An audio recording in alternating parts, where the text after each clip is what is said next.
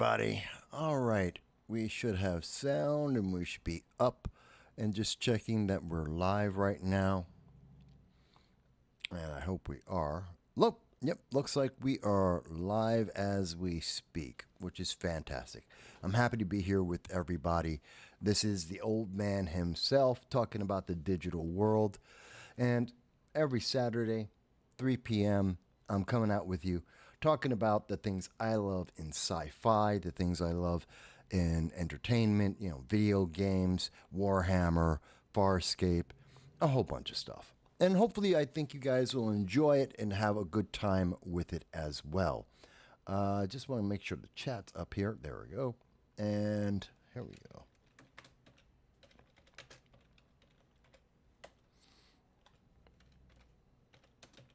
Hello, everyone. So we should be up right now on YouTube. There's our YouTube channel, which is Tears of Voss, and also my No Soundbites Allowed main channel, which is more about political commentary. But man cannot live by politics alone. He must have bread, he must have cheese, and he must have beer. Well, those things I have, but there's one other thing I would add into that. Sci-fi. You must have sci-fi. And I think that makes it all well-rounded. So this is very informal. It's nothing like what I do with my political commentary. This is just me talking with you guys about the various things going on. And I wanted to talk, last week we were talking about Farscape, which I think is a fantastic show. I think it's far better than anything that's out right now. And that made me think. I mean, one of the leads on Farscape is a great character, and that character is Erin Sun, played by Claudia Black. She's a great actor. She does very well. And Erin Sun is a great character. She's a strong woman. She's out there on her own. She's a soldier. She's accomplished. She's smart. She's sexy. She's a great character. And she's one of the co-leads in the Farscape series, about 81 episodes. And she's in every episode, and she's pivotal to the success of the entire show. If you don't like Erin Sun, you won't like the series. And everyone does like her. In fact, many people look at her and her co-lead, which would be John Crichton, also known as Bryn Browder.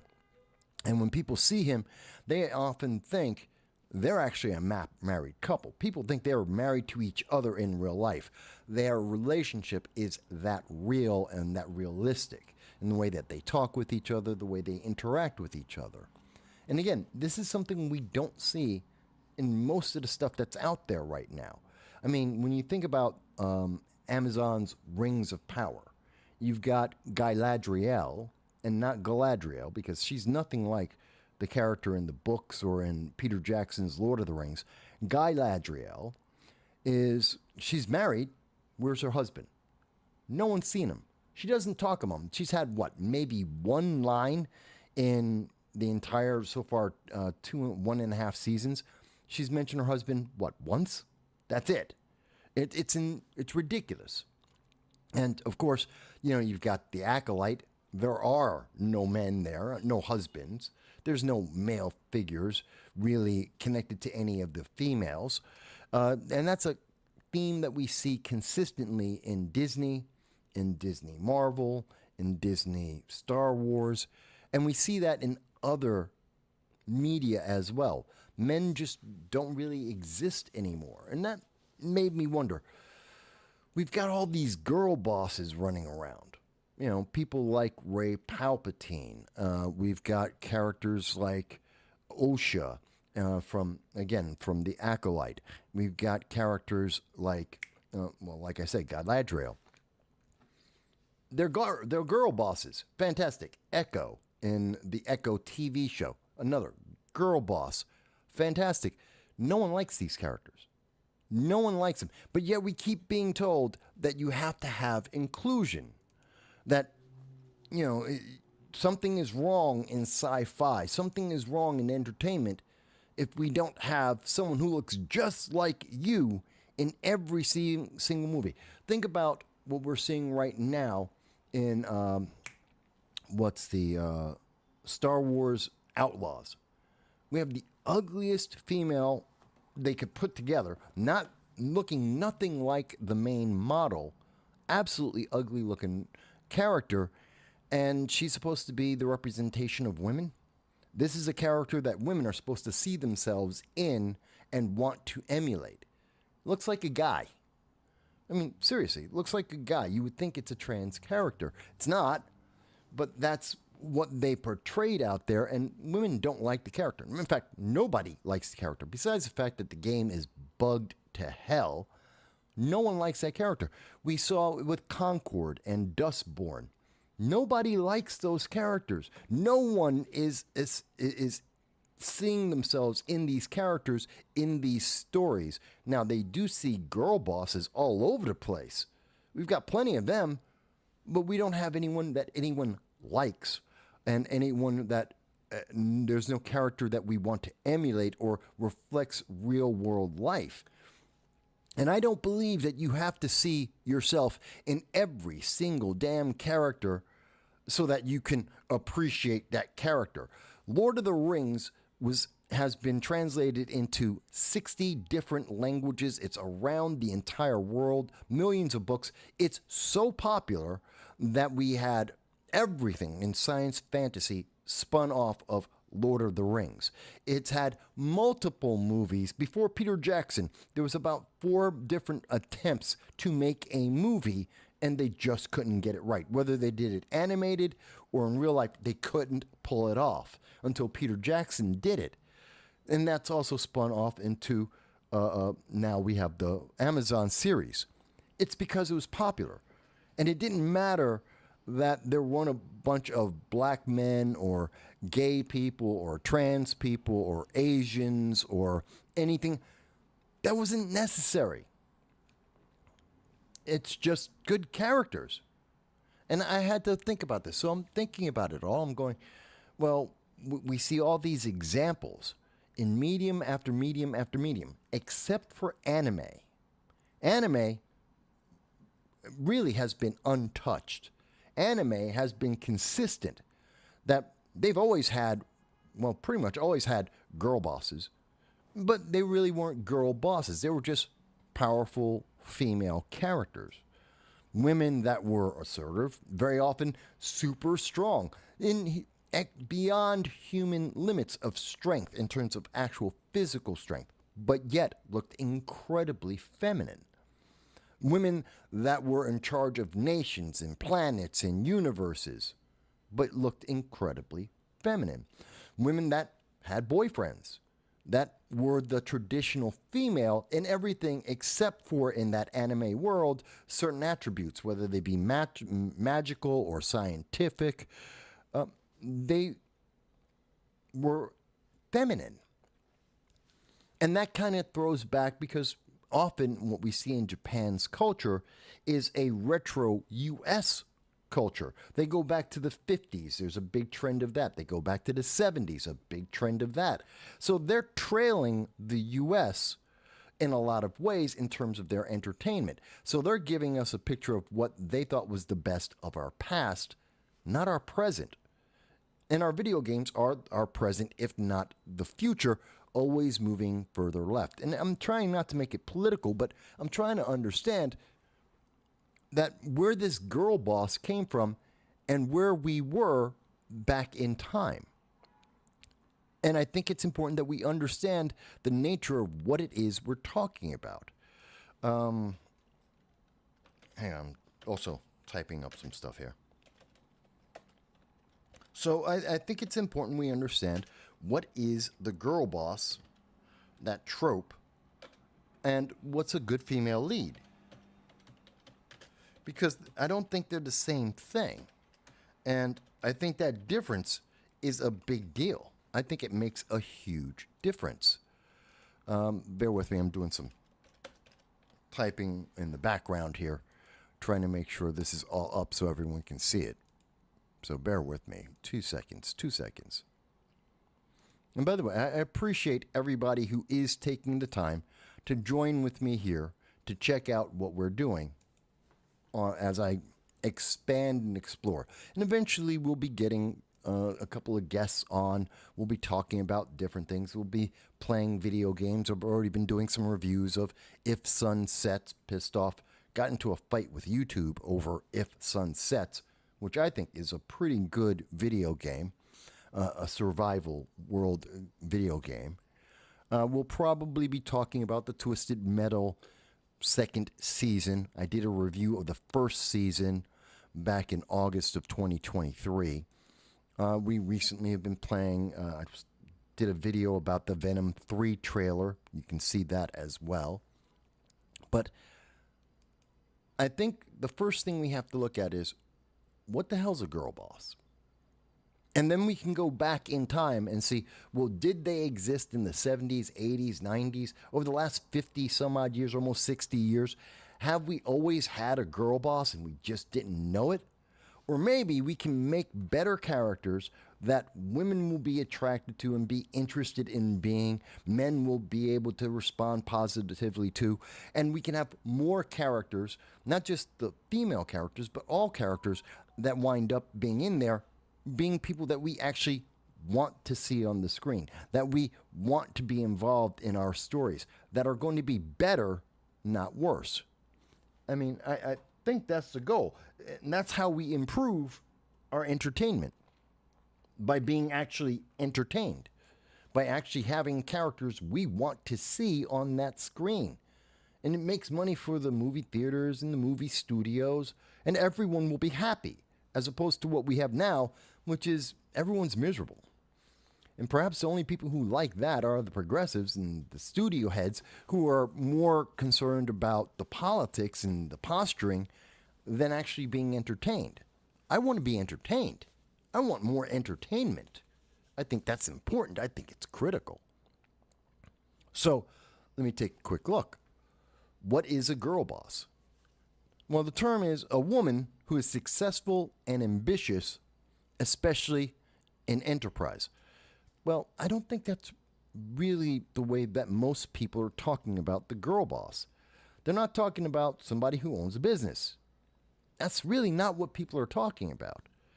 So, and I'm going with, this is the Google AI. I'm trying to be as neutral as possible. They say, negative. Today, girl boss is more commonly used as a negative or ironic term. For example, it can be used to describe a woman who engages in the same abusive and materialistic practices as powerful businessmen, or who creates a toxic work environment. It can also be used, ironically, to describe women doing mundane things as if they were empowering. I think that's more accurate. And that's what we see in most of the characters. Whether you're going to, again, Star Wars Outlaws, well, she's Han Solo. They wanted to make a Han Solo movie, but instead of putting in Han Solo, they had to make it for a modern audience. That doesn't exist. Doesn't exist at all. And so they made this uglified female character. But she's Han Solo. And that's that girl boss mentality. It's that character that is, in all intents and purposes, is a male. But they just slapped on a female skin. This is true not just in video games, but it's in our movies. It's in our TV shows. It's in most things we see now. When we think of Captain Marvel, when you think of that character, Carol Danvers, as it's been portrayed by Brie Larson on the movies, in the Disney movies, what are you seeing there? You're seeing, you get that girl boss vibe, that she's trying to be more manly than all the men. But she's not. And it comes off odd. It doesn't flow. Not because she can't be a powerful character. I mean, she's a superwoman. Look at Wonder Woman. She's incredibly powerful. She's as strong as Superman. Nobody complains. No one has a problem with that. What's the difference between Wonder Woman and Carol Danvers? It's the attitude. It's the writing. It's the mentality. Wonder Woman is still a woman. Carol Danvers is, I don't know what she is. She's a girl boss. And that's a big difference. The universe where Wonder Woman exists, she's not the most powerful. She's not the smartest. She's not the best, the bestest ever. She is incredible. Again, a superhero, a goddess, in fact, but she's not the bestest ever. She still makes mistakes. She still has friends. She has flaws. It's a human being. You don't get that with Captain Marvel. I think that's a big difference, and it takes away from our entertainment. It takes away from our joy. When we're told you have to like Carol Danvers as Ms. Marvel, you have to enjoy that, even though you don't. That you have to give money to these corporations for something that you don't want, that you don't enjoy. That brings no one happiness. No one's happy about the girl boss in any form of entertainment, especially sci-fi. Sci-fi, we have so many great characters, men and women, and they're not girl bosses, and everyone is happy to put in the money. How many Alien movies did they make? Because we love Ellen Ripley. How many Terminator movies have Sarah Connor? She's iconic. We love that character. But we don't love the girl bosses. There's a big difference. Now, I think the girl boss very often is also a Mary Sue. And the Mary Sue, simply put, is literally the bestest ever. She's Ray Palpatine. To give it some frame, something we can latch onto. So, yeah, a person who is perfect. And that's what we see in many of these girl bosses. They're perfect. They have no growth in their stories because there's nowhere for them to grow to. They were the most powerful. They always were the most powerful. They're not going to be more powerful. They were already perfect. Everyone enjoys their characters. Everyone wants to be their friend, be their lover, be involved and around that character. That's a Mary Sue. And that's what we see very often with the girl boss. The bestest ever, the smartest, the fastest, the strongest, the best plans. Everyone wants to be on their team. Everyone wants to work with them. Everyone is in love with them. They're the bestest ever. It's just another word. And because so many people know what a Mary Sue character is, and because a Mary Sue character is such a negative, it's obvious, well, you can't call modern characters that. You call them a girl boss instead. They started that term as if it were a badge of honor. Yes, of course, she's a girl boss. She's the bestest ever. But what you're really describing is a Mary Sue. And then everyone rejects it because nobody likes perfection. Our characters, the characters we love, like when I was talking about Scorpius last week, why is he one of the great villains? It's not because he always wins. It's not because Scorpius is the strongest ever or the smartest ever. He's got plans upon plans upon plans. He makes Thrawn look like an absolute piker, an idiot. Somebody who's just learning how to play chess when Scorpius is playing 3D chess. Well, the difference between why do people love the Scorpius character and Disney's Thrawn as he's been embodied, why is he a laughing stock? Again, it's not because Scorpius is the bestest ever. It's that Thrawn was dumbed down so that the girl boss, which would be Ahsoka, could be raised up. Sabine Wren and Ahsoka were suddenly the bestest characters ever and the smartest, and they had the best plan, and everything works for them because Thrawn is an idiot. And he can't do anything right. And he takes credit for failure because that's all he does is he fails. So if you have a bad villain, there's nothing compelling to watch. We're watching perfect people fight against a very imperfect, flawed bad guy. Who cares? That's not compelling. That's not interesting. That's not going to draw you in. We need to go back to the 70s. I mean, we seriously need to go back to the 70s. Let me take a look. Because we were told, and we have been told consistently, There were no female characters until just now. Until we got the girl boss, there haven't been women out there. Little girls had nothing to look at. Men had nothing to look at that would make them think beyond just the femininity. There's no lead characters. There's no equality. We have to force in that equity. We have to raise up these female characters and turn them into essentially men. Really? Because here it is, and I'm using IMDb because it's a relatively neutral source. So it's not political, it's not biased towards any one political party per se, or at least as best as I can, because no matter what list I can show you, there's always going to be some kind of bias. And I have my own, obviously.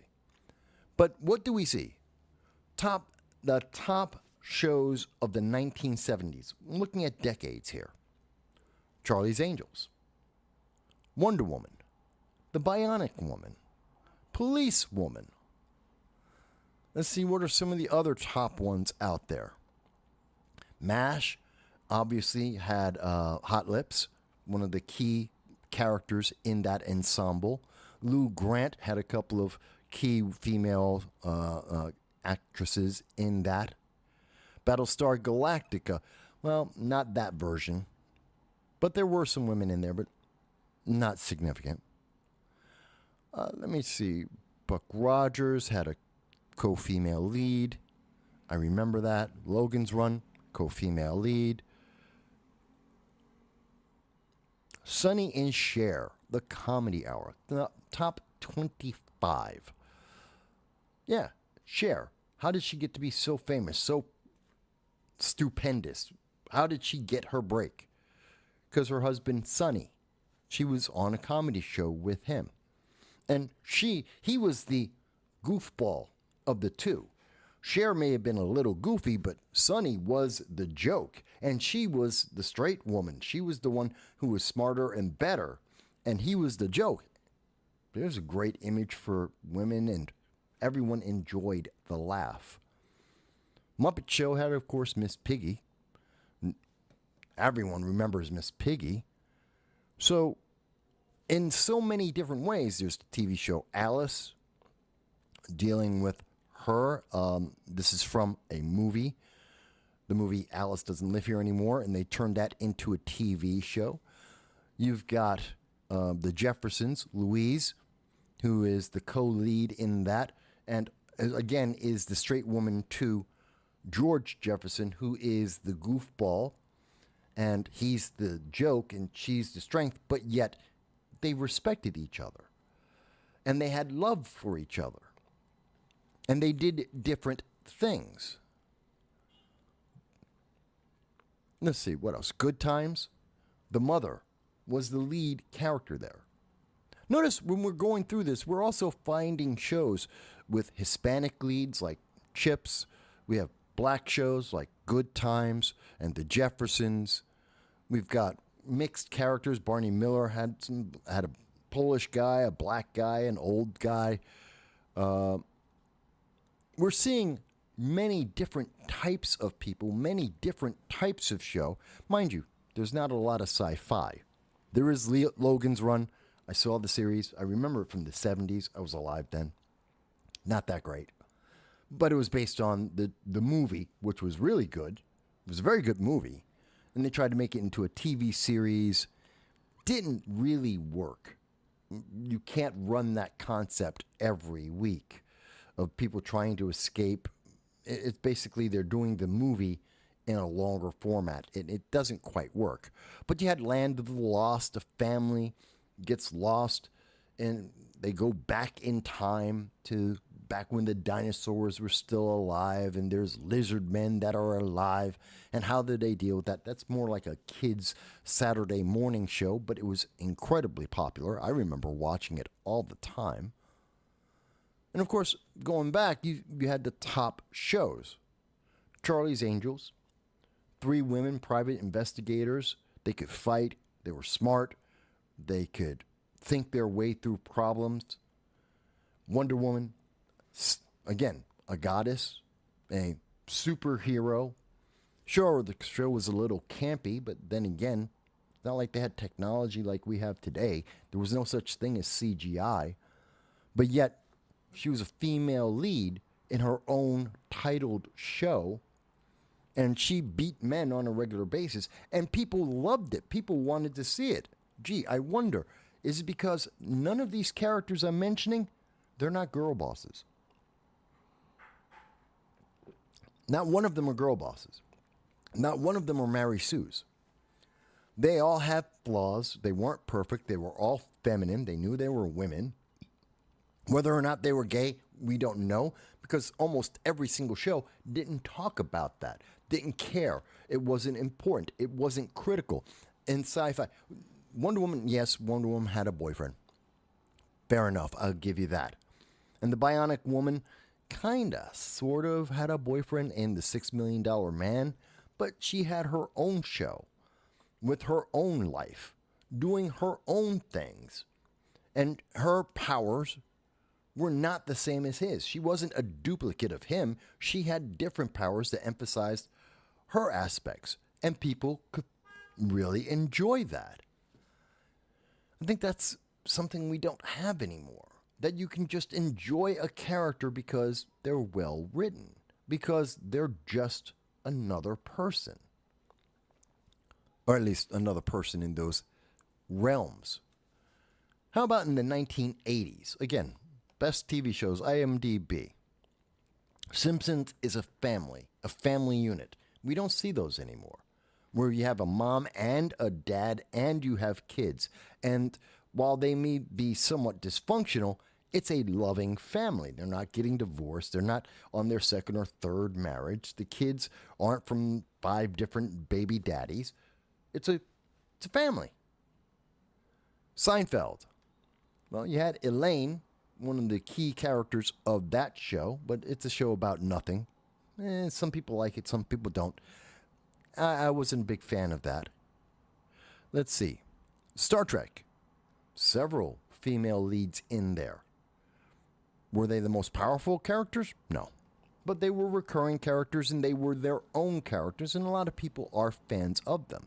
Murder, She Wrote, an old woman. Can't call her a girl boss, can we? We can call her a strong female lead. She was smart. She was capable. She was a writer. She was financially successful. She's a great character. But she wasn't running around because she was sexy. I mean, when she was younger, absolutely. Angela Lansbury, when she was young, she was a knockout. But in the series, she's old. But we liked her anyway. So it's not the sex appeal. It's not because we wanted to sleep with her. It's because she was a good character. She was well written. It made sense. It wasn't because she was the bestest ever.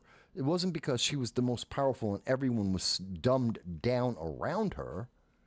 No, she was just better. She was smart. She worked on it. She earned everything that she did.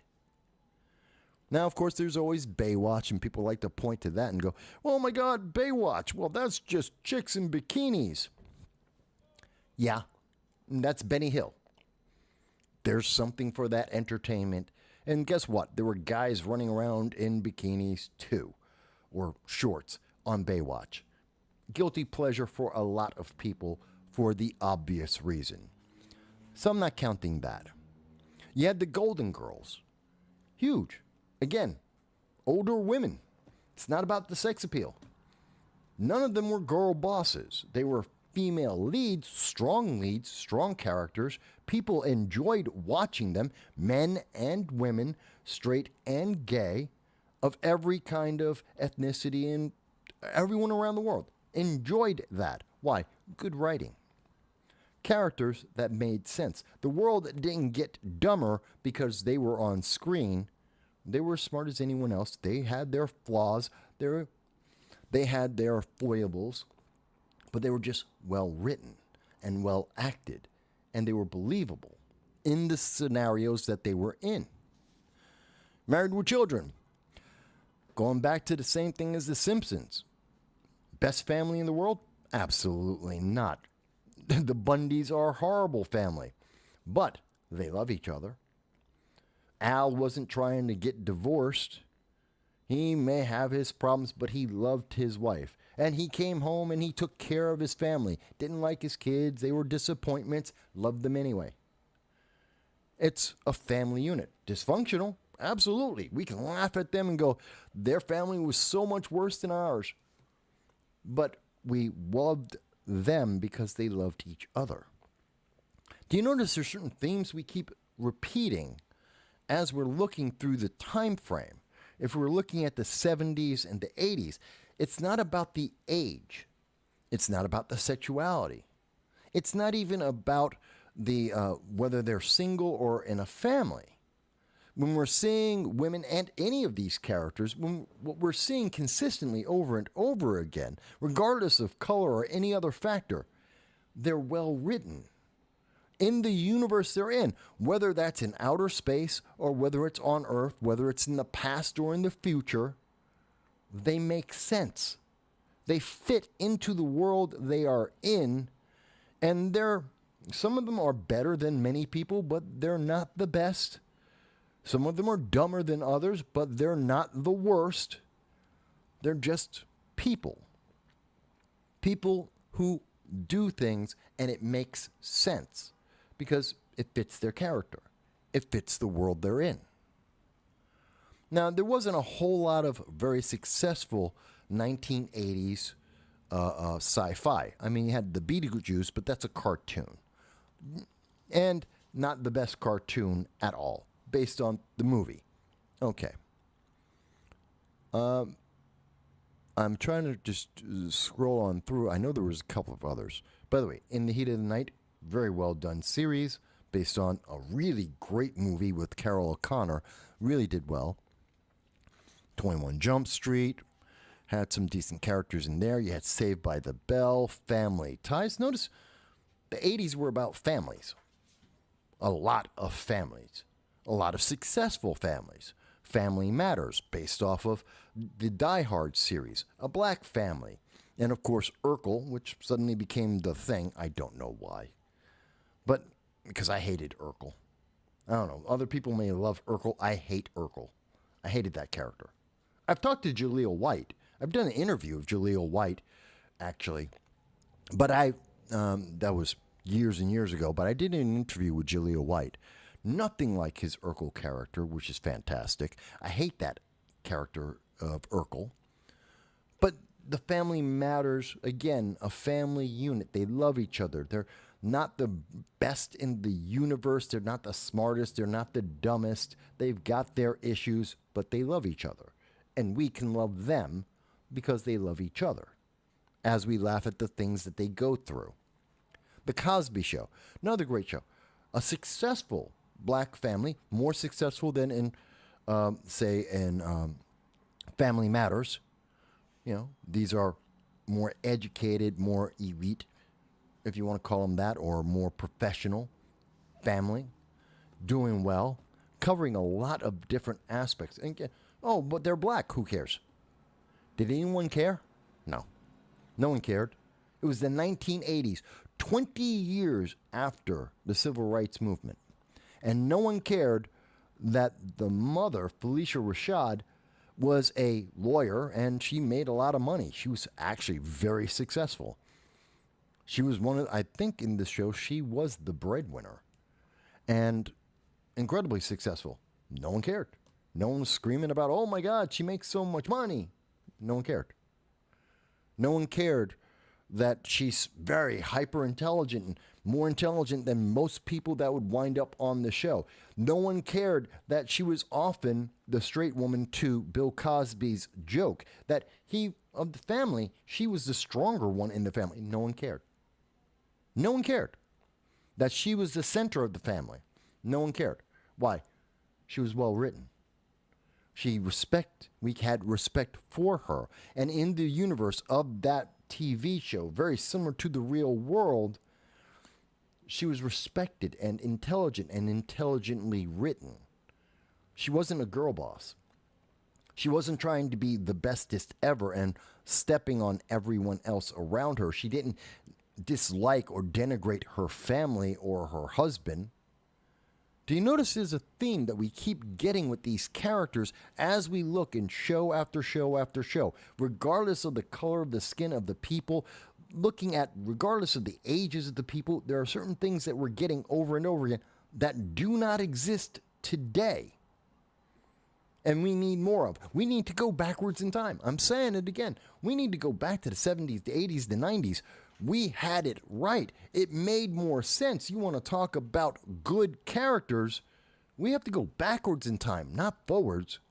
They are ruining sci-fi. They are ruining video games. They are ruining anime, and they are trying to ruin all of our TV shows. They're ruining entertainment because they're turning it into propaganda. It's not worth it.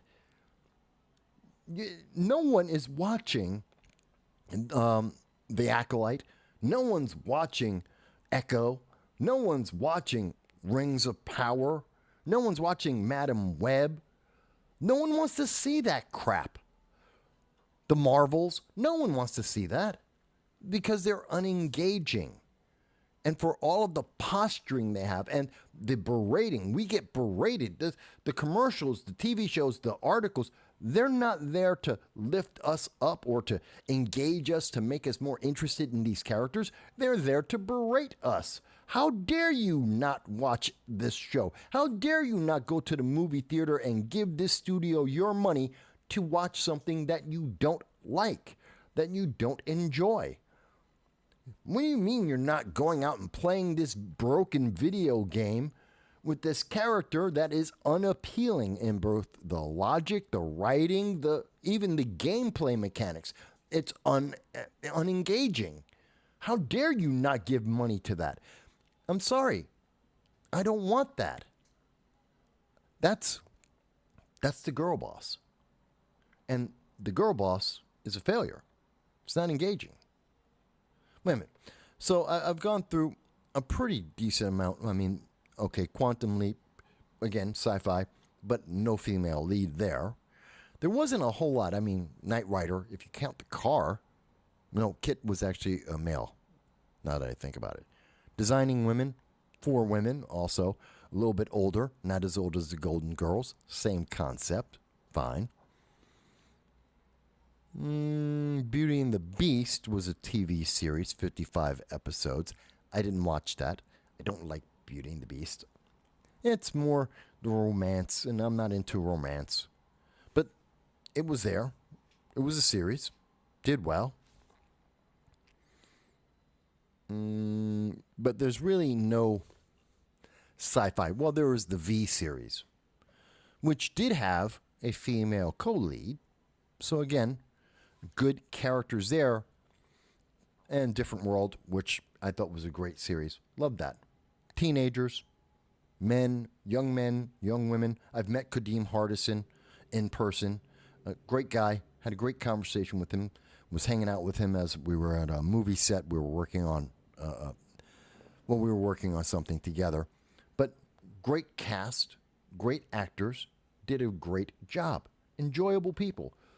The writing was smart and engaging. The storylines were engaging.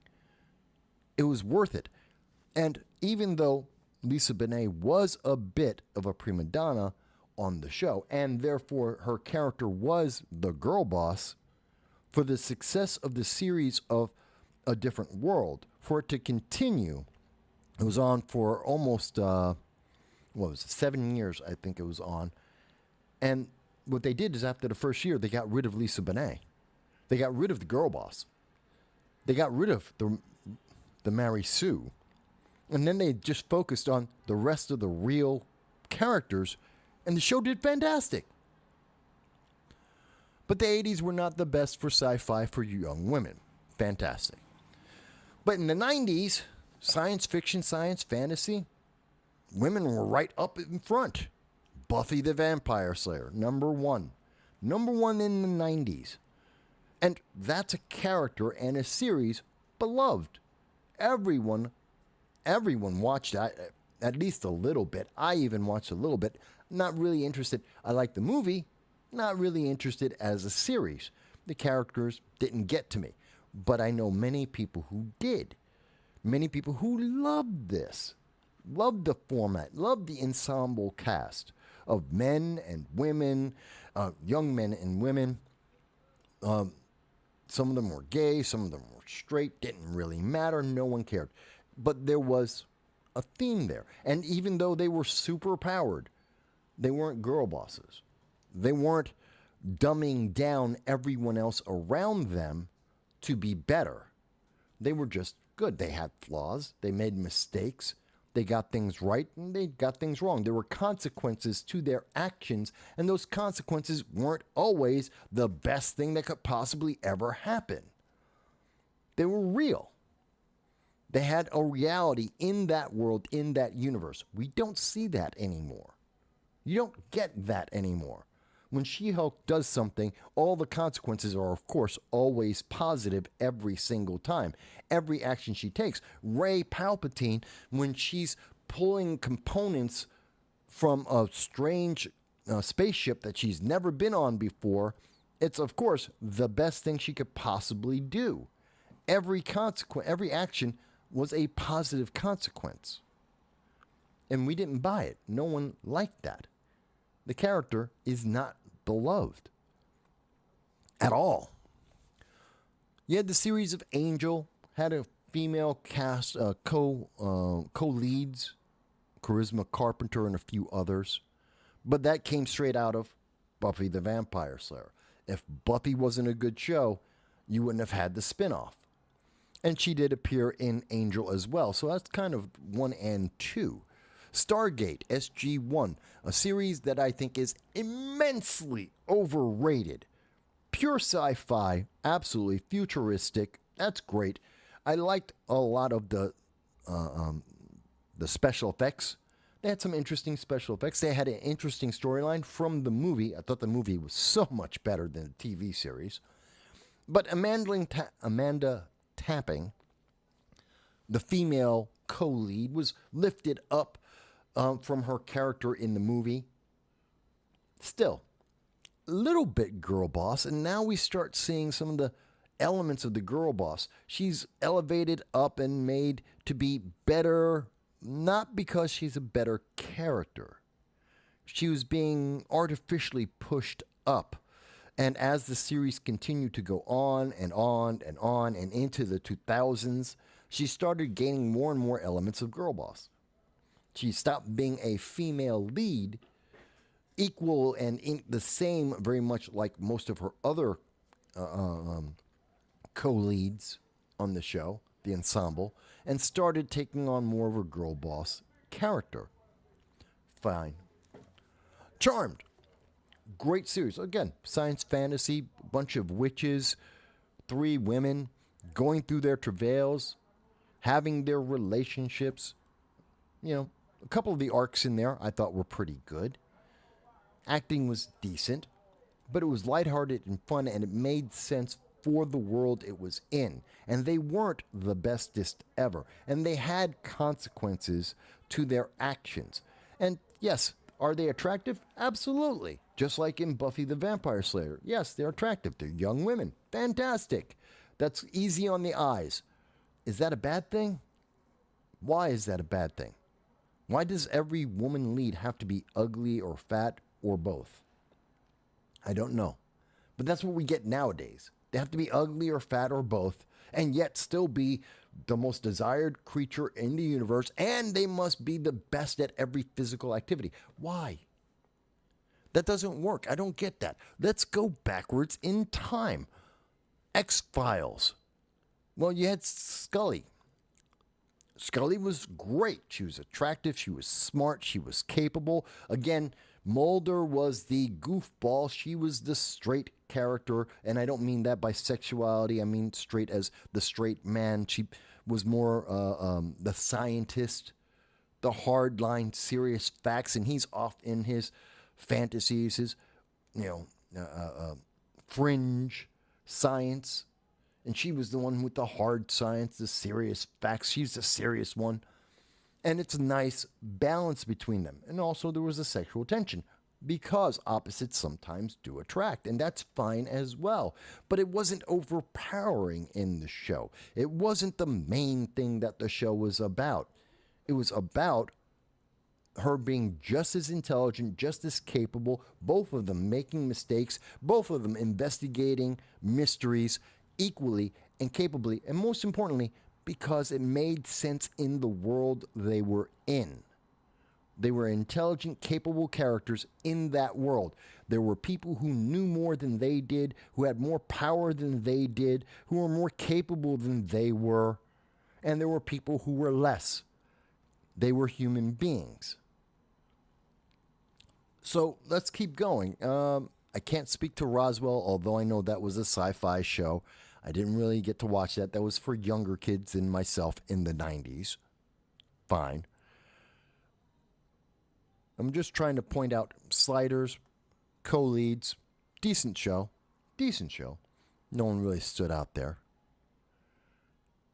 Was there another sci-fi? Dark Shadows was a remake. Didn't watch that. I don't think most people did. So there wasn't a lot of sci-fi featuring a lot of women, but then again, there wasn't a lot of sci-fi overall in TV at that time. And I know I'm going through TV. There's movies too.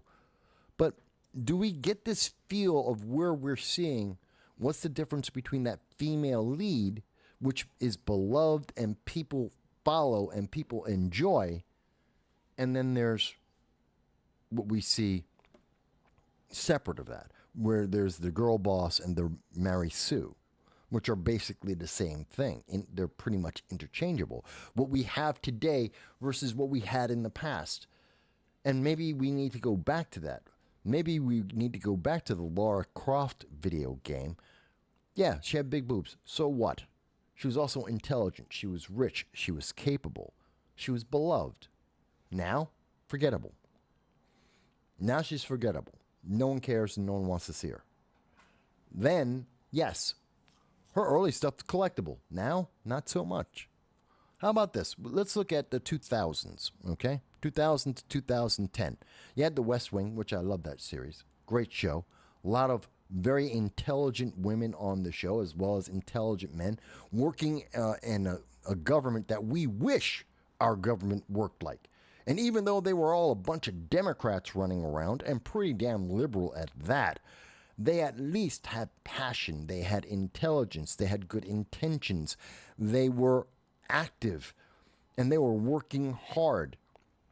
They were unbelievable. It's nothing like the world of politics, and we all know it, but the fantasy of them being the ideals was enrapturing. People enjoyed that. They loved watching these women talk as well and as capably as any man there, and sometimes far, far better. That they were all intelligent, working at the best of their ability, all for America. It was a very uplifting show. Loved that show. I loved The West Wing. You had Lost, which I know a lot of people liked. Lost is that sci fantasy, but that's when we start getting the J.J. Abrams. We start getting the girl boss. We start getting the illogical structure of shows where we're starting to get cheap. We don't have a plan. We just make it up as we go. We've got the mystery box that's always there. And this element of, well, I'll make someone better because we just need them to be for this moment. It's not logical. Things don't make sense anymore. There isn't a progression. And they write it off because, well, it's sci-fi, so you can do that. Not really. Not really. I never watched it. I know a lot of people did. I know a lot of people enjoyed it. I could never get into it. Never had a desire to. You had Friends. Half the cast of Friends were, actually, more than half the cast of Friends are all women. Very successful show. Do you notice there is a trend in these shows, whether they're in sci-fi or not? Over and over again, we're seeing the same kind of elements. Over and over again. And it's not, oh, well, they're just sexy women. It's not that they were playthings or somebody's wife or a trophy. They were as valuable as any other character. They were as intelligent as any other character. They had as many flaws as any other character. They were human beings.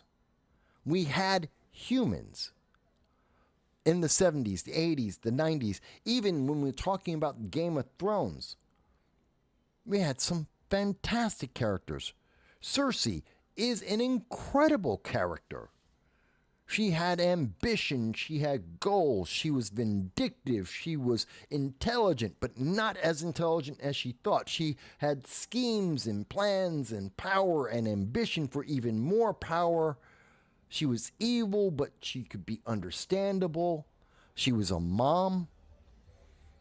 She was a lot of things. And people loved that character, even though it was a bad guy. Because women could be bad guys just as much as anyone else. Oh, she didn't run around with a sword trying to chop down the mountain. That would have been stupid. That would have made no sense.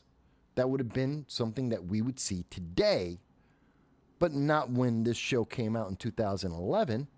She fought in a different way, and she was just as capable as everyone else, as well respected or despised as any other character, because she was real, because she had her flaws, because in the world she existed in, it made sense.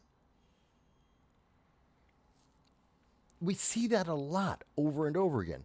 In the 70s, the 80s, the 90s, even in the early 2000s, women were portrayed logically. They made sense. They were good characters. They had strong writing. They fit into their worlds well. The world didn't warp around them, and nothing warped. They were just part of the world, and things happened. And we could understand that. We could appreciate that. We could see ourselves in those moments. Even if there were moments that we would never want to be in, we could understand them. And we could have empathy and sympathy in some cases. I think that's really impressive. Mandalorian first. Wow, Mandalorian, that's 2019, that's why. Okay. Hunter x Hunter. By the way, I would recommend the anime Hunter x Hunter. Fantastic. The ant arc is incredible. I love Hunter x Hunter. And there's an X in there. When you're reading it in English, you don't read the X. So if you see something like Hunter x Hunter and there's an X in between and you're talking about an anime, you just don't say the X. It's Hunter x Hunter. And Hunter x Hunter is fantastic. The ant arc is a huge arc of the series. It's like a season of its own. It's almost its own thing. It's almost like it's a spin-off. And the payoff, Meruem, is an incredible character. And his relationship with Komugi, oh my God. And I know people are going, Komugi? Who's Komugi? Who's Meruem? How do you even pronounce those words? I'm a fan and learned how to say their names properly. But that relationship, my God, if they could only take characters from that series and portray them in real life, you're talking about that would be award-winning. It would be stunning. It would blow people away. We have nothing on TV, nothing in video games. We have nothing today coming out of Hollywood that is even close to this decade-old cartoon and the relationship two characters, an ant and a blind girl, have. Yes, an ant, in fact, a king of ants, and a blind girl have one of the most compelling relationships in entertainment that I have ever seen, especially when it comes to sci-fi. One of the best. I literally was watching the pinnacle of the ant arc, and I was crying. I was literally crying. I think it was episode 134 in the series. Episode 134, I was in tears, crying my eyes out. I don't cry. I barely cried at my father's funeral. I was in tears watching the Ants arc. Because it was such a great story. Because it was so compelling. Because it touched my heartstrings. Not because, yes, the Ant King Meruem was incredibly powerful. He was overpowered. He's OP. Absolutely, he was OP. But he had a weakness that he didn't even know he had a weakness. And Komugi, a short, very plain, kind of fat young girl, blind. She found his weakness. Didn't even do it on purpose. Found his weakness and totally devastated him, enraptured him. And watching that happen was incredible. You want to talk about people want to ship Galadriel and Sauron? Go look at Komugi and Meruem. You want to talk about a relationship that you're just going to bawl your eyes out about, that you're going to be thinking about and going, what if these two could get together? Oh, how great these two characters were together. As much as I love Farscape, and I do, and I think that Ben Browder and Claudia Black as John Crichton and Aaron Sorkin are a phenomenal couple. I think their believability is absolutely on point.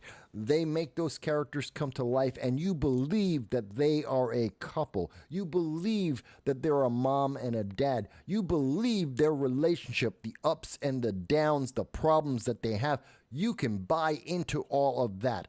And I love that, and I still think that the Hunter x Hunter Ant arc with Meruem and Komugi was so much better. And I'm not going into detail about it because I don't want to cheapen it for people. I want you to go out and watch that. Don't go out and watch The Acolyte. Don't go and watch The Marvels. Don't waste your time with Echo. Don't waste your time with Rings of Power. Go watch Hunter x Hunter.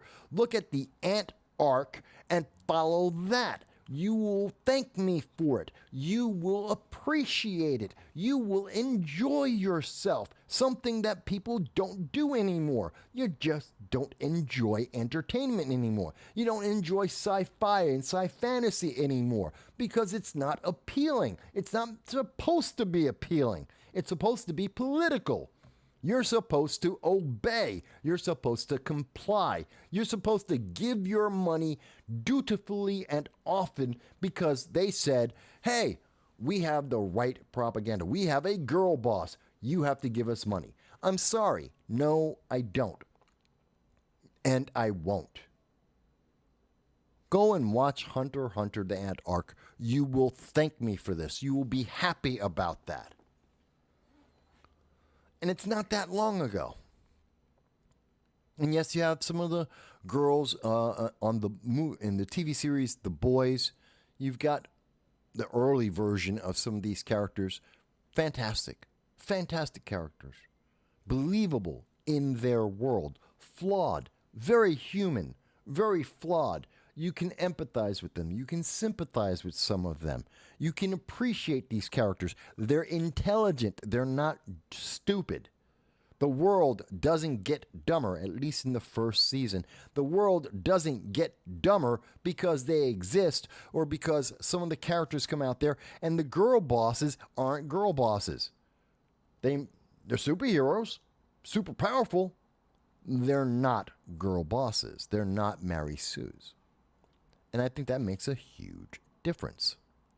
Now, one of the other things that you notice as we're going through, and I'll talk about movies in just a second, but one of the things we notice in the TV, the progression, not only are we getting different types of stories, we're getting more sci-fi, we're getting more sci-fantasy coming in as we're going into the 90s and the 2000s and beyond, because technology finally gave us a way to portray magic, to portray science that we couldn't show convincingly the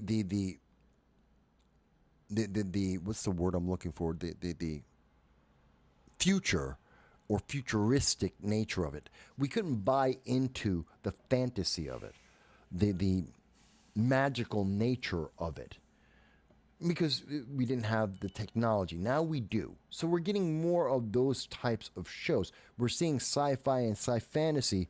Back when I was in the 80s and I was growing up, 70s and 80s, sci-fi was mostly in your head. D&D was in your head. You didn't have video games. You didn't have home computers, not like we do now. I mean, the best we were playing with is Pong.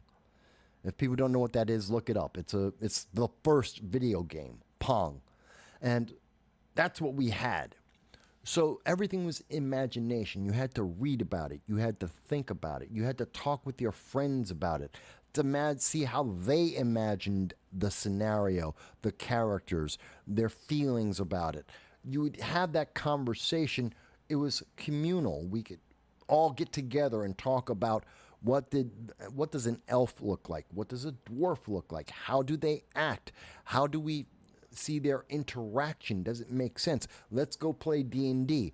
I want to be the race of dwarf. I always played dwarven assassins. I know D&D today says there are no races of characters. Yes, there are. There are races. Orcs are a race, and they are chaotic evil. Period. Whether you're male, female, doesn't matter. Orcs are chaotic evil. They're not black. They're not a substitute for some other group. They are orcs. They're chaotic evil, magical beings, and monsters, actually. And you kill them en masse because that's a smart thing to do. And there is no social commentary about it. They have their own social commentary in their own world. And in their own world, the social commentary is orcs are evil. Women can be barbarians. You know, one of the few movies that I saw recently was the D&D movie with Chris Pine, who I don't think is a good actor. But I loved him in the D&D movie. And they had Michelle Rodriguez, which I thought was very funny. She's playing a barbarian. And Michelle Rodriguez is anything but a big, huge, strong woman. But she could play the barbarian because we're in a fantasy world. And she wasn't the biggest or the strongest or the most powerful. She was a barbarian. And she played her barbarian character the way a barbarian character is in D&D. You could appreciate the reason why that series, that movie, did so well and actually would have done better. They were promising us, oh, well, there's a bunch of girl bosses in this, and no one went to see it. The movie flopped because the director came out and said, we have girl bosses. The movie flopped because they said they have Mary Sue's. That the girls were ruling everything, that the universe was dumbed down and warped and bent around all of the female characters. That's not what happened in the D&D movie. That's not how that movie came across. Chris Pine is a single dad, and he isn't some kind of scumbag. He's a good guy. He's a good dad. Oh my God, we can portray a single parent that happens to be a dad, and he's not evil and terrible and involved in crime. Well, he is criminal, now I think about it. Chris Pine is a criminal in that. But there is an altruism to him as well. But he loved his daughter. And there's nothing wrong with that. And that was a great thing. And it wasn't because the daughter was mixed race. No one gave a damn. No one cared about the races of the barbarians or the druid or anyone. It was fantasy. What we cared about, did the characters make sense? Were they real in that universe? Did they make sense there? Were they realistic there? Can we laugh and enjoy and empathize and sympathize and be angry there, in their world? Because we don't want to be in our world. That's why we're watching the damn movie in the first place.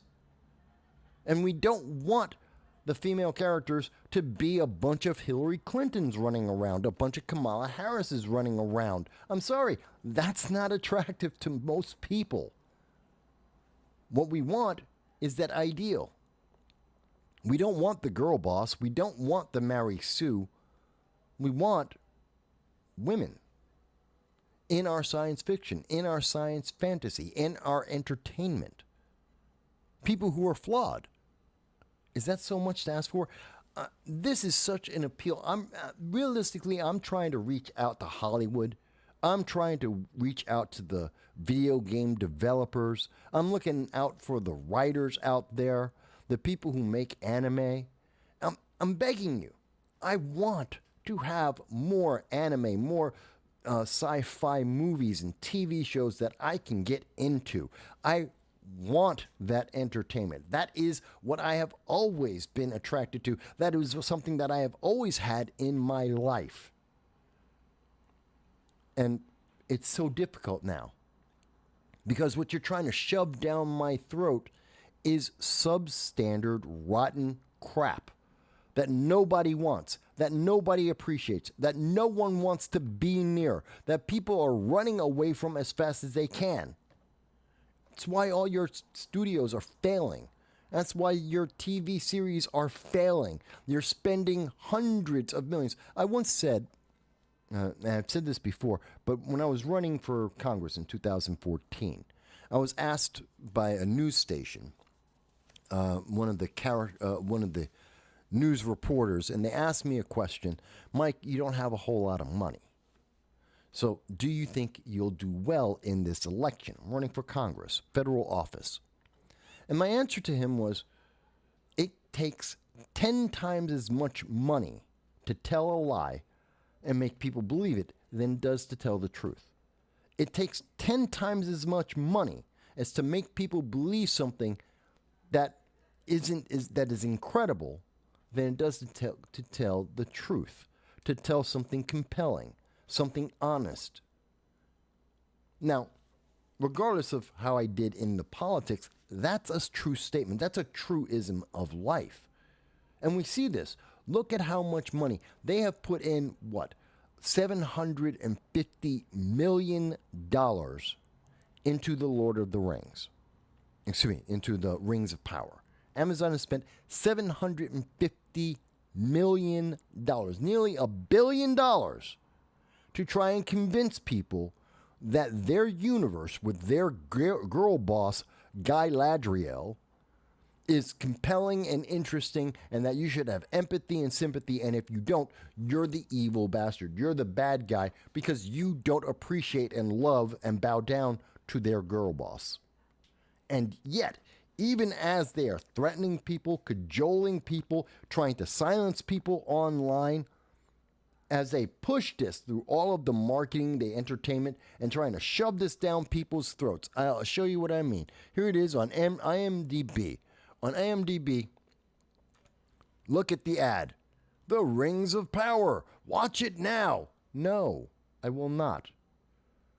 That's massive cost of advertising that they're shoving down your throat, trying to convince you that garbage is suddenly a delicacy. It's just not. It's not because of the race, the actors' races. No one cares. It's not because of the actors' politics. No one cares.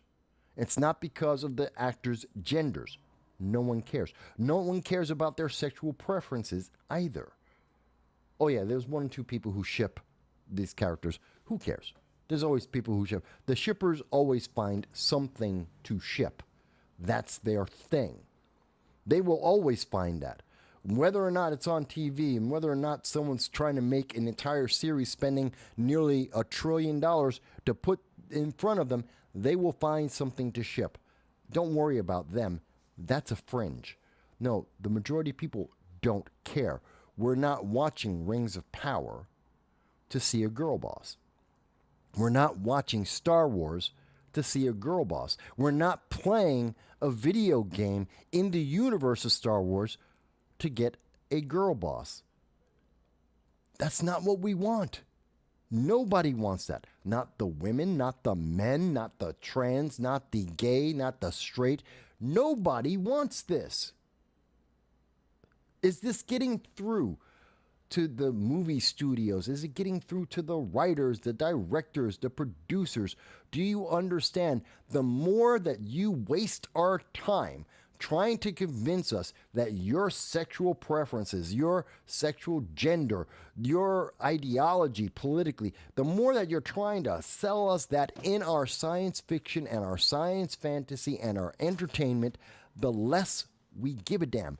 I will go back in time. As I said, you can go back and watch Farscape. You will enjoy the entire series. You will have a great time with that. You can go back in time and watch Hunter x Hunter, the Ant Arc. Hell, you can watch the entire season, 2 seasons, the entire show, 144 episodes, and you will be satisfied. You will be happy that you have seen that show. You can go back in time. You could watch Quark or Space 1999, Star Trek. You can go, I'm talking about the original Star Trek, or even Deep Space Nine, Star Trek The Next Generation. We can go through series after series, show after show, entertainment. Well, let's talk about the movies.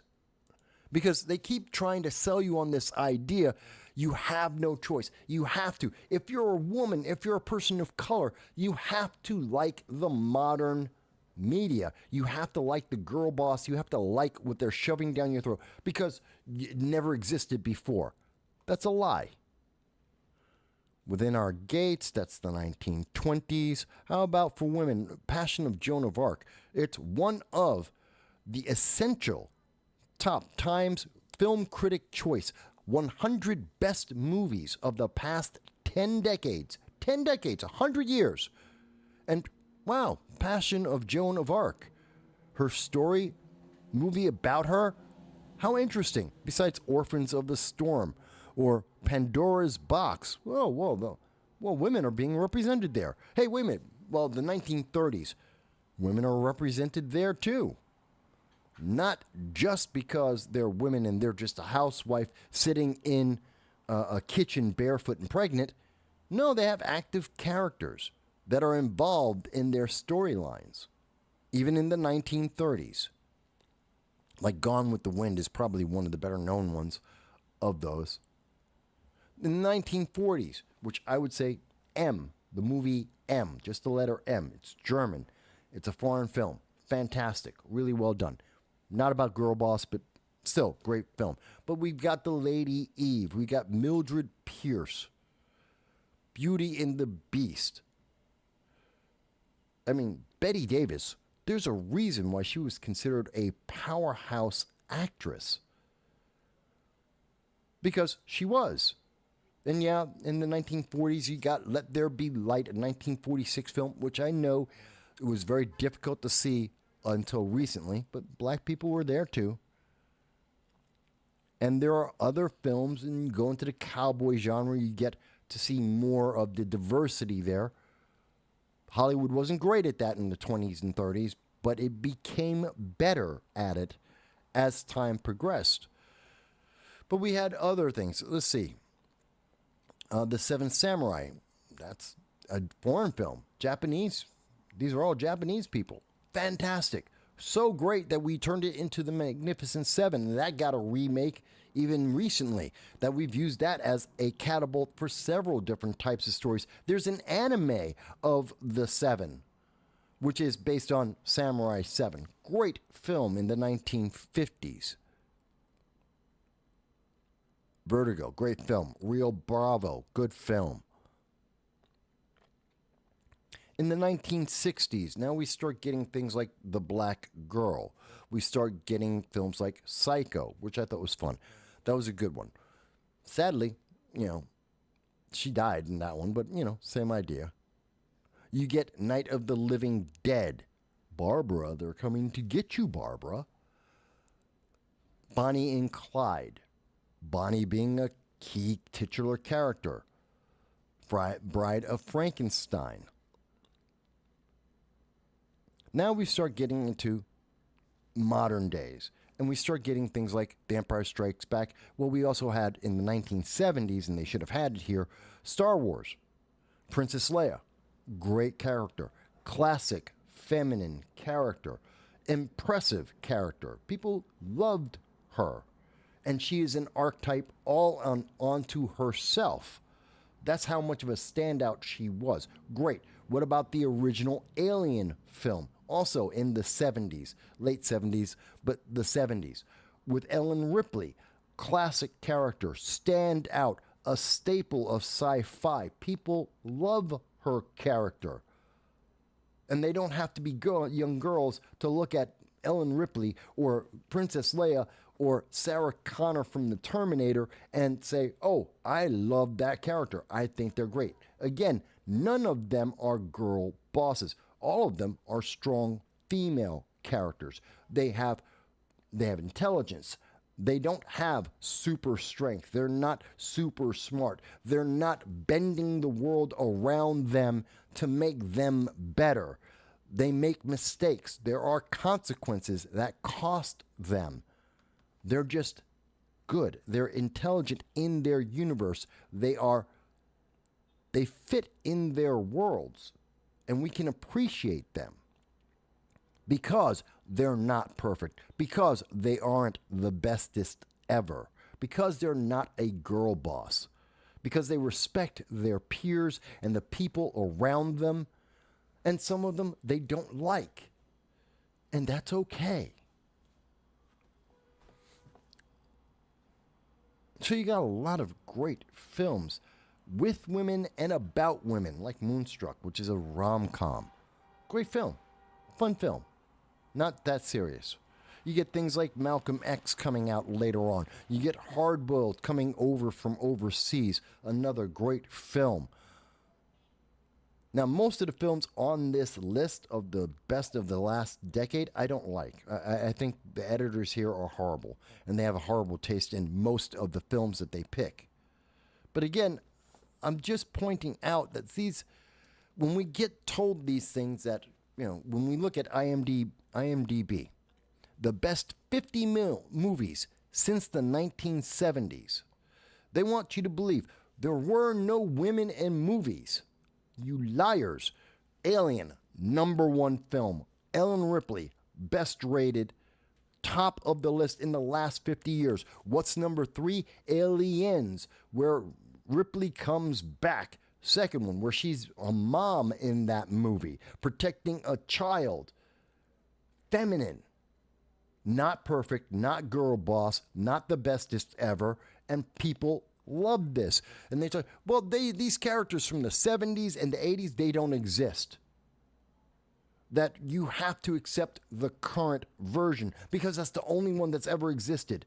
They're lying to your face. They say that about black people and Hispanics all the time. You didn't exist in movies. You are only the bad guys. You are only weak background characters. Lie, lie, lie.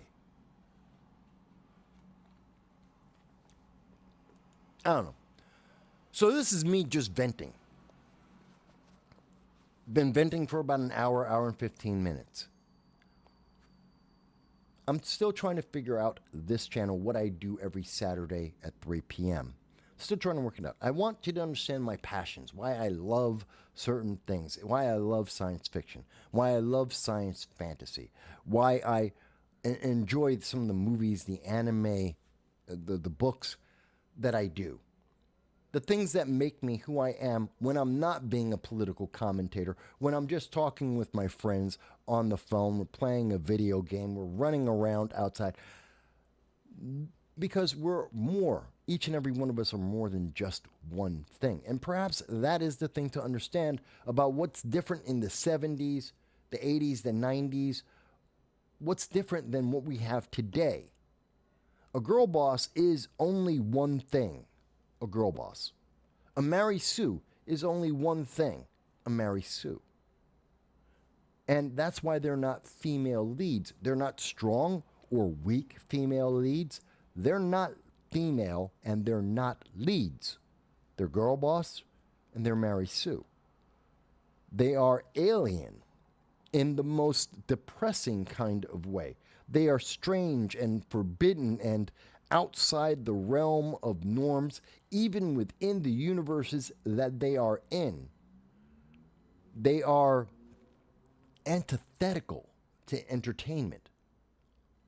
And we can't enjoy video games or movies or TV shows when we are being presented over and over again these repulsive characters.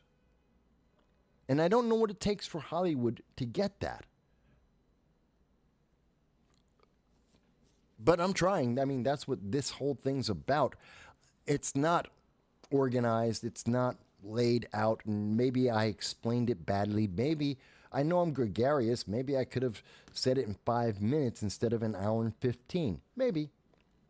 But I wanted to make my point. I wanted to share with you the thought, the observation that we have always enjoyed and loved women in sci-fi and sci-fantasy, in entertainment.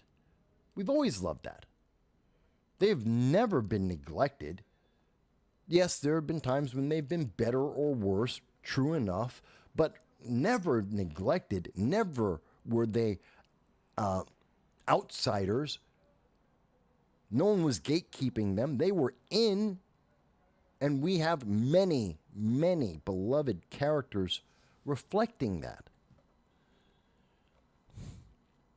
But now we're being sold this idea that you have to have a girl boss. You have to have diversity. You have to have equity. You have to have this anti-entertainment, this propaganda as your daily diet. And you have to give money and time and comply. And no, I won't. I'll go back in time. I'll watch, the old Wonder Woman series from the 1970s. I enjoyed that. That was fun. I'll watch The Bionic Woman because that was fun. I enjoyed that. I'll go back to my Farscape. I'll go back to my anime. I'll go back in time. I want to see Vegeta fall in love with Bulma again. For people who don't know, that's a reference to Dragon Ball Z. Vegeta, one of my favorite characters. Vegeta, one of my favorite characters. I love Vegeta. I think Vegeta is one of the best characters in all of Dragon Ball Z. That's my opinion. I love Vegeta. The only person that I like more than Vegeta is got to be Krillin. I think Krillin's incredible, fantastic. The strongest human in the entire Dragon Ball Z series. If it weren't for the Saiyans, Krillin would be a god. He would rule planets. He's so powerful. And I love his character. And he's married to Android 18. Oh my god. The man is fantastic. And what's one of the things that makes Dragon Ball Z, the anime, so fantastic, so enrapturing, something that we can all get behind? Krillin's married to Android 18. He has a child. Vegeta is married to Bulma. They have kids. Goku is married to Chi-Chi. They have kids. It's about families. Families and friends growing over time. And it's one of the most watched anime in the world, in the history of the world. Maybe the girl boss movement isn't the best movement. I don't know. So, that's me ranting. This is my Saturday, 3 o'clock. I only meant to spend about an hour. On these Saturdays, I'm thinking I spend about an hour, hour and a half with you guys. Just ranting. Just ranting and raving and talking about the things that I think are interesting. Maybe you'll agree, maybe you won't. Maybe you'll call in, maybe you'll leave a comment and tell me, Mike, but you missed this movie, you missed this video game, this TV show. I'm not trying to tell you that I'm going to be comprehensive on all of that. I can't be. But as an older man, I can tell you where the quality that I have seen in my lifetime, in 5 decades, what are the things that compel me, that bring me some of the greatest joy? And it is in sci fi, it is in sci fantasy, and it has nothing to do with anything that is going on today. There is nothing that is on TV today, that is in the movie theaters today, virtually nothing that is a video game today that brings me as much joy as going back 30 years. The stuff I was enjoying 30 years ago, 20 years ago, was so much better than everything that we are getting today. And I want to go back in time. I want to have that joy. I want Warhammer to not have femstodes. I hate that I have to even consider the femstodes, female custodes, in Warhammer 40K. They can't exist. The lore tells us they can't exist. Why are they shoving that into my entertainment? Why are they destroying my Warhammer 40K? I don't want a female custodes. No one has ever wanted the female custodes. Games Workshop is doing it because they took a loan from a DEI company, an outlet. But the fans have never wanted female custodes. Never. We haven't asked for it. We haven't begged for it. No one's been trying to build it. That's not part of our community. Why are they shoving it in there? Why are they reducing the amount of enjoyment that we have for something that's not adding to it, that isn't building on all the building blocks that have been there before? We're that base, our foundation in this game. They're destroying it. Why should I give you more money for that? Why should I give you my support, my time, my time away from work and the pressures of life? Why would I try and give you my escapism for something that's just going to trap me in a horrible prison, a horrible, dank prison at that? And yes, I am calling the femstodes a dank prison. It is a dank prison of the mind. The female custodes are a horrible, horrendous idea, and it should be removed from all of Warhammer because it's just another girl boss.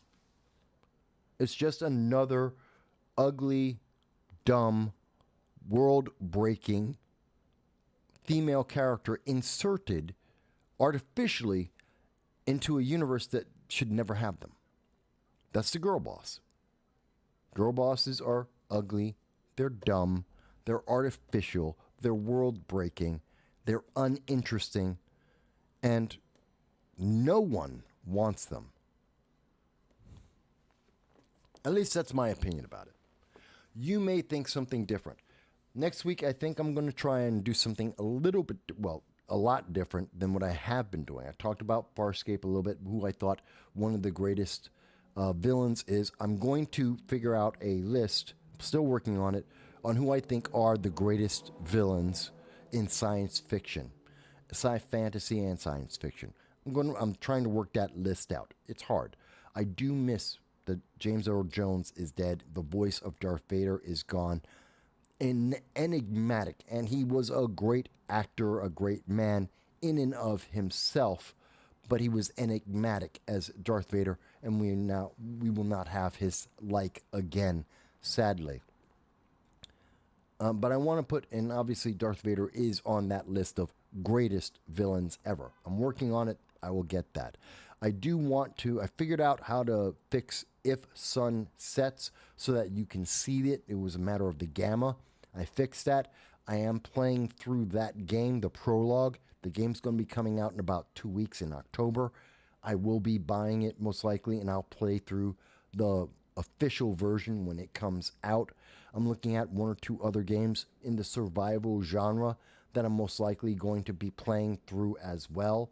So maybe you guys will enjoy that. I know I was trying to do Fallout during the lunch hour to play through that because I've never actually played all the way through the Fallout series.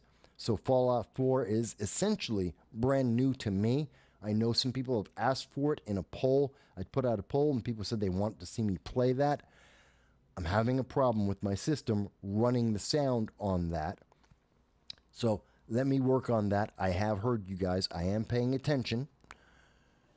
If there is a game you want to see me play and probably die and fail at miserably, and that's okay, because I play the games not because I'm the bestest, not because I'm brilliant, but because I enjoy it. As long as it's the game I enjoy, I will play it. I don't care if I die a lot.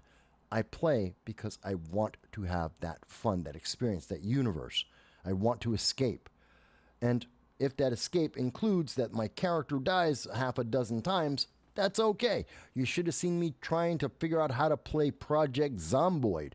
Oh my God, I died over and over again, like in the first 10 minutes for like a day. A day of just dying 10 minutes, every 10 minutes, just die, die, die. It was horrible. I still am horrible at Project Zomboid. Love the game. Spent hundreds of hours playing it. Love Project Zomboid. But that's another thing altogether. So I'm trying to work on putting this all together to make sense. I love your suggestions, guys. I am paying attention. I'm just trying to figure out a way to explain my passions and to share them with you guys. And to hear what you think about my passions. Whether you agree or you disagree, that's okay. I want to hear about that. I'm trying to work it out.